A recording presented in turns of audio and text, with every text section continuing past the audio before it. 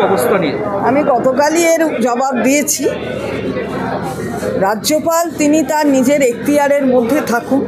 তিনি দয়া করে যে কথা তার বলার প্রয়োজন নেই সে কথা তাকে বলা উচিত বলে আমরা মনে করি না। তিনি বিরত থাকুন এইসব কথা বলার থেকে।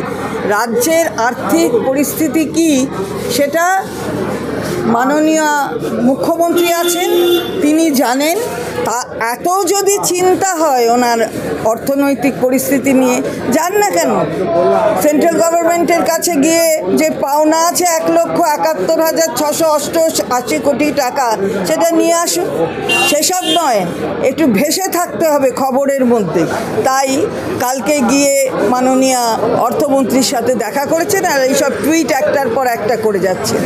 ওনার অ্যাডভাইসে সংবিধান বলে না যে মিনিস্টারদের চলতে হবে অথবা মাননীয় মুখ্যমন্ত্রীকে চলতে হবে, বরঞ্চ সংবিধান বলে যে governor has to act on the advice of the council of ministers headed by chief minister. সুতরাং উনি আগে সংবিধানটা ভালো করে দেখে নিন।